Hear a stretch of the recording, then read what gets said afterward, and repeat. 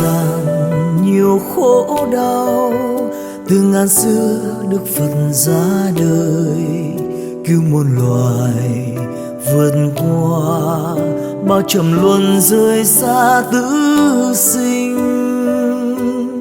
Ánh đao vàng luôn tỏa sáng, pháp chư Phật là lý chân. Từ đây chúng sinh nương nhờ, theo thuyền từ vừa thoát sông mê. Y vàng bay theo chân Ngài, gương từ tôn chúng còn kinh nguyện. Vượt qua ngàn gian khó, chỉ vương bền hoàng dương Phật pháp.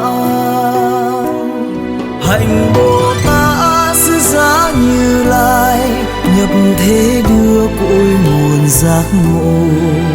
Khắp ta bà mang lợi ích đến quần sinh.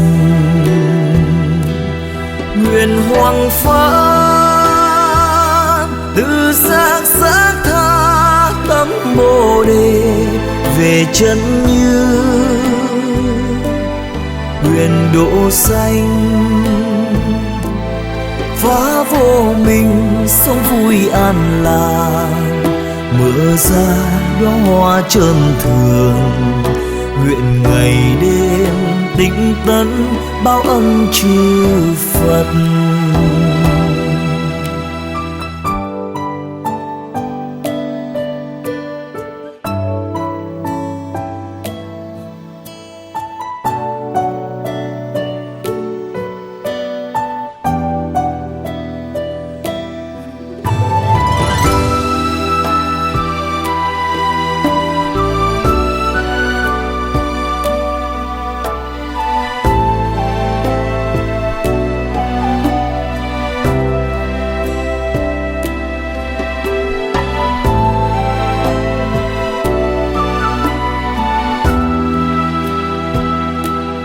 Nơi trần gian nhiều khổ đau, từ ngàn xưa Đức Phật ra đời cứu muôn loài vượt qua bao trầm luân rơi xa tử sinh. Ánh đao vàng luôn tỏa sáng, pháp chư Phật là lý chân. Từ đây chúng sinh nương nhờ, theo thuyền từ vượt thoát sông mê. Y vàng bay theo chân Ngài, gương từ tôn chúng còn kinh nguyện. Vượt qua ngàn gian khó, chỉ vương bền hoàng dương Phật pháp. Hạnh Bồ Tát sứ giả Như Lai, nhập thế đưa cội nguồn giác ngộ. Khắp ta bà mang lợi ích đến quần sinh. Nguyện hoằng pháp từ xác xác tha, tâm Bồ Đề về chân như. Nguyện độ sanh phá vô minh, sống vui an lạc, mở ra đóa hoa trơn thường. Nguyện ngày đêm tĩnh tấn, báo ân chư Phật. Hạnh Bồ Tát sứ giả Như Lai, nhập thế đưa cội nguồn giác ngộ. Khắp ta bà mang lợi ích đến quần sinh. Nguyện hoằng pháp từ xác xác tha, tâm Bồ Đề về chân như. Nguyện độ sanh phá vô minh, sống vui an lạc, mở ra đóa hoa trơn thường. Nguyện ngày đêm tĩnh tấn, báo ân chư Phật. Nam mô Bổn Sư Thích Ca Mâu Ni Phật. Nam mô Bổn Sư Thích Ca Mâu Ni Phật. Nam mô Bổn Sư Thích Ca Mâu Ni Phật. Nam mô Bổn Sư Thích Ca Mâu Ni Phật. Nam mô Bổn Sư Thích Ca Mâu Ni Phật. Nam mô Bổn Sư Thích Ca Mâu Ni Phật. Nam mô Bổn Sư Thích Ca Mâu Ni Phật. Nam mô Bổn Sư Thích Ca Mâu Ni Phật. Nam mô Bổn Sư Thích Ca Mâu Ni Phật. Nam mô Bổn Sư Thích Ca Mâu Ni Phật. Nam mô Bổn Sư Thích Ca Mâu Ni Phật. Nam mô Bổn Sư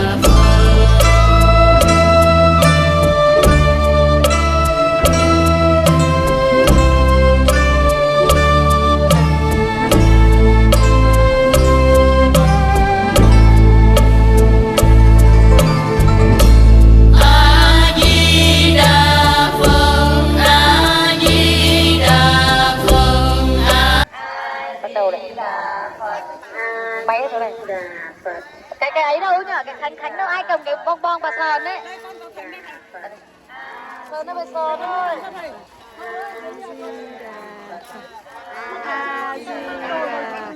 Không đi lại bên tiền đi. A Di Đà Phật. A Di Đà Phật. A Di Đà Phật. A Di Đà Phật. A Di Đà Phật.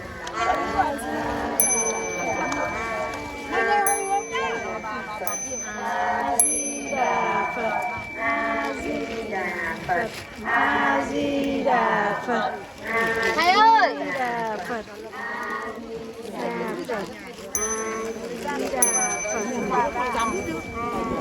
Đà Phật. Tránh ra rồi chứ sao lại xuống này. Thế không nói gì cứ đi nữa nó đi xuống rồi. Phật nó biên bà tôi thấy bà xuống tôi cho bảo vừa hay tầm 70 Đà Phật. A Di Đà Phật. Di Đà Phật. Di Đà Phật. Ô ra. A Di Đà Phật. Hồ này giống hồ Tam Trúc nhỉ? Giống hồ Tam Trúc. Đỏ nón ra cho nó đi mọi người mà cho đẹp. Nam Mô A Di Đà Phật. Nam Mô A Di Đà Phật. Nam Mô A Di Đà Phật. Nam Mô A Di Đà Phật. Nam Mô A Di Đà Phật. Hồi hướng công đức. Hồi hướng công đức. Nguyện đem công đức phóng sinh này. Nguyện đem công đức phóng sinh này. Hồi hướng về Tây Phương. Hồi hướng về Tây Phương. Trang nghiêm Phật tịnh độ. Trang nghiêm Phật tịnh độ. Đền bốn ơn nặng. Trên đền bốn ơn nặng. Dưới cứu khổ tam đồ. Dưới cứu khổ tam đồ. Cho thế giới hòa bình. Cầu cho thế giới hòa bình. Tất cả chúng sinh đều được độ thoát. Tất cả chúng sinh đều được độ thoát. Hồi hướng cho lịch đại kiếp số oán thân trái chủ. Hồi hướng cho lịch đại kiếp số oán thân trái chủ. Tất cả chúng sinh đã bị con não loạn. Tất cả chúng sinh đã bị con não loạn. Vì bất cứ lý do gì. Vì bất cứ lý do gì. Hồi hướng cho tất cả những sinh linh đã bị con giết hại. Hồi hướng cho tất cả những sinh linh đã bị con giết hại. Hoặc để ăn thịt. Hoặc để ăn thịt. Hoặc để vui chơi. Hoặc để vui chơi. Hoặc vô tình. Hoặc vô tình. Hoặc cố ý.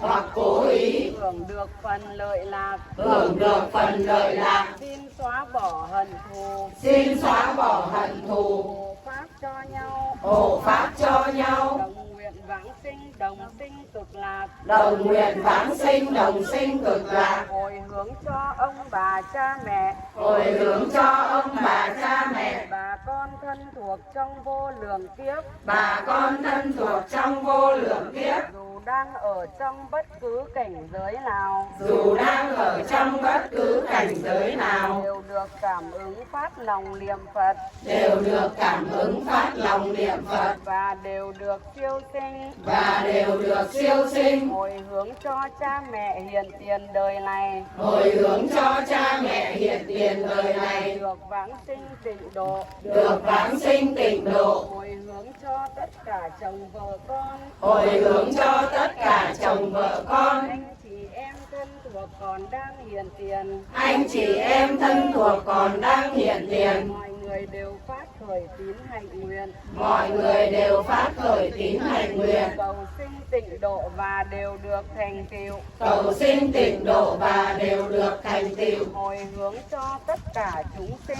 Hồi hướng cho tất cả chúng sinh. Có duyên hay không có duyên với con. Có duyên hay không có duyên với con. Sau cùng đều được vãng sinh cực lạc quốc. Sau cùng đều được vãng sinh cực lạc quốc. Hồi hướng cho ngày lâm chung của con. Hồi hướng cho ngày lâm chung của con. Nguyện Phật thọ ký. Nguyện Phật thọ ký. Biết trước được ngày giờ. Biết trước được ngày giờ. Tâm hồn tỉnh táo. Tâm hồn tỉnh táo. Lâm chung không chướng ngại. Lâm chung không chướng ngại. Nguyện A Di Đà Phật. Nguyện A Di Đà Phật. Quán âm thế chí. Quán âm thế chí. Cùng chư Bồ Tát chúng, cùng chư Bồ Tát chúng, tướng hảo quang minh hiển tiền tiếp dẫn, tướng hảo quang minh hiển tiền tiếp dẫn, vãng sinh cực lạc, vãng sinh cực lạc, nguyện hoa lở thấy Phật ngộ vô sinh, nguyện hoa lở thấy Phật ngộ vô sinh, nguyện tu chứng đắc vô thượng Bồ đề, nguyện tu chứng đắc vô thượng Bồ đề, nguyện độ vô biên chúng sinh trong 10 phương pháp giới, nguyện độ vô biên chúng sinh trong 10 phương pháp giới, đều được vãng sinh Tây phương viên thành Phật đạo, đều được vãng sinh Tây phương viên thành Phật đạo. Nam mô A Di Đà Phật. Nam mô A Di Đà Phật. Phát nguyện. Phát nguyện. Nam mô A Di Đà Phật. Nam mô A Di Đà Phật. Tên con là. Tên con là. Thành tâm đảnh lễ A Di Đà Phật. Thành tâm đảnh lễ A Di Đà Phật. Biến pháp giới chư Phật tôn pháp hiền thánh tăng. Biến pháp giới chư Phật tôn pháp hiền thánh tăng. Con xin phát nguyện. Con xin phát nguyện. Vì tất cả những loài sinh linh đã bị con giết hại ăn thịt. Vì tất cả những loài sinh linh đã bị con giết hại ăn thịt. Trong đời này và nhiều đời kiếp trước. Trong đời này và nhiều đời kiếp trước. Vì lịch đại oán thân trái chủ. Vì lịch đại oán thân trái chủ. Thành tâm xin sám hối. Con thành tâm xin sám hối. Tất cả chúng sinh trong pháp giới. Vì tất cả chúng sinh trong pháp giới. Trên đền 4 ơn nặng. Trên đền 4 ơn nặng. Dưới cứu khổ tam đồ. Dưới cứu khổ tam đồ. Con cầu xin được thành tựu thiện nguyện. Con cầu xin được thành tựu thiện nguyện. Khi mạng chung được vãng sinh cực lạc. Khi mạng chung được vãng sinh cực lạc. Đắc thành Phật quả trở lại độ tận chúng sinh. Đắc thành Phật quả trở lại độ tận chúng sinh. Nam mô A Di Đà Phật. Nam mô A Di Đà Phật. Hồi hướng công đức. Hồi hướng công đức. Nguyện đem công đức phóng sinh này. Nguyện đem công đức phóng sinh này. Hồi hướng về Tây phương. Hồi hướng về Tây phương. Trang nghiêm Phật tịnh độ. Trang nghiêm Phật tịnh độ. Hồi hướng cho khắp pháp giới chúng sinh. Hồi hướng cho các pháp giới chúng sinh. Hồi hướng cho cửu huyền thất tổ. Hồi hướng cho cửu huyền thất tổ. Ông bà cha mẹ anh chị em nhiều đời nhiều kiếp. Ông bà cha mẹ anh chị em nhiều đời nhiều kiếp. Cùng lịch đại kiếp số oán thân trái chủ. Cùng lịch đại kiếp số oán thân trái chủ. Nhiều đời nhiều kiếp của các Phật tử chúng con. Nhiều đời nhiều kiếp của các Phật tử chúng con. Nghiệp chướng tiêu trừ. Nghiệp chướng tiêu trừ. Căn lành tăng trưởng. Căn lành tăng trưởng. Phát Bồ đề tâm. Phát Bồ đề tâm. Tín hạnh nguyện câu lục tự Di Đà. Tín hạnh nguyện câu lục tự Di Đà. Cầu sinh Tây phương cực lạc quốc. Cầu sinh Tây phương cực lạc quốc. Trên đền 4 ơn nặng. Trên đền 4 ơn nặng. Dưới cứu khổ tam đồ. Dưới cứu khổ tam đồ. Nếu có ai thấy nghe. Nếu có ai thấy nghe. Đều phát tâm Bồ đề. Đều phát tâm Bồ đề. Hết một báo thân này. Hết một báo thân này. Đồng sinh cực lạc quốc. Đồng sinh cực lạc quốc. Nam mô A Di Đà Phật. Nam mô A Di Đà Phật. Từ quy Phật đương nguyện chúng sinh thể giải đại đạo pháp vô thượng tâm. Từ quy pháp đương nguyện chúng sinh thâm nhập kinh tạng trí tuệ như hai. Từ quy tăng đương nguyện chúng sinh thống ly đại chúng nhớ thiết. Ngài Hòa Lam Thanh Trung nguyện đem công đức này trang nghiêm Phật tịnh độ. Trên đền 4 ơn nặng dưới cứu khổ tam độ. Nếu có ai thấy nghe đều phát năm Bồ đề. Hết một báo thân này đồng sinh cực lạc quốc. Nam mô A Di Đà Phật. Nam mô A Di Đà Phật. Xin Đức Phật A Di Đà. Xin Đức Phật A Di Đà. Phóng quang tiếp độ. Phóng quang tiếp độ. Cho con tên là. Được vãng sinh về Tây phương cực lạc.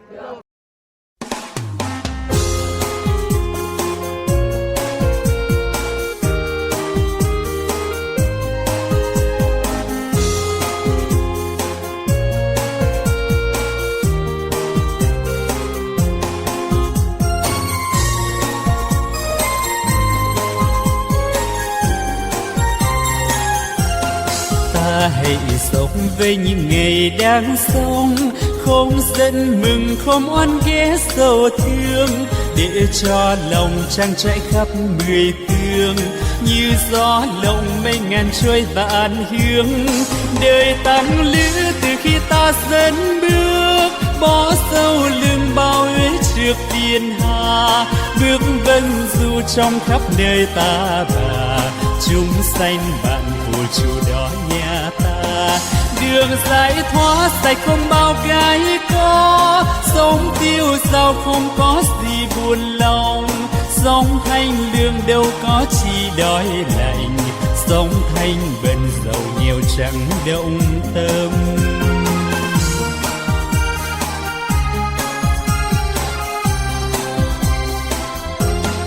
Bạn sẽ sống mãi muôn đời lúc chết, tâm thân này mang gió cát phù du, dẫu tan tành xương vỡ nát thịt xa, môi vẫn cười trong niềm vui giải thoát.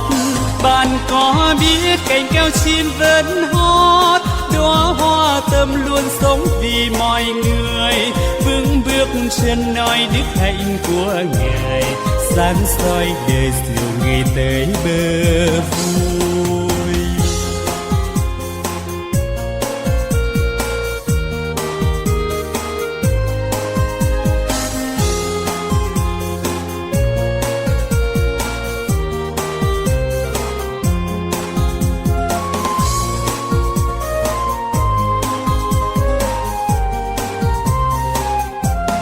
Ta hãy sống với những ngày đang sống, không giận mừng không oán ghét sầu thương, để cho lòng trang trải khắp mười phương, như gió lộng mây ngàn trôi vạn hướng.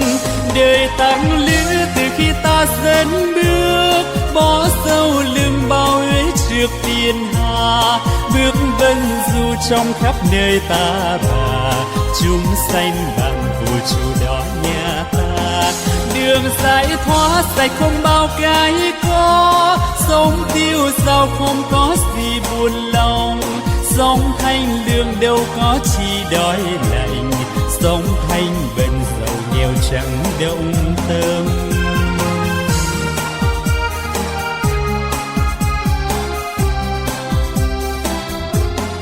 Bạn sẽ sống mãi muôn đời lúc chết, tâm thân này mang gió cát phù du, dẫu tan tành xương vỡ nát thịt xa, môi vẫn cười trong niềm vui giải thoát. Bạn có biết cành keo chim vẫn hót, đóa hoa tâm luôn sống vì mọi người, vững bước chân nói đức hạnh của Ngài, sáng soi đời dìu người tới bờ vui. Vững bước chân nói đức hạnh của Ngài, sáng soi đời dìu người tới bờ vui. Vững bước chân nói đức hạnh của Ngài, sáng soi đời dìu người tới bờ vui.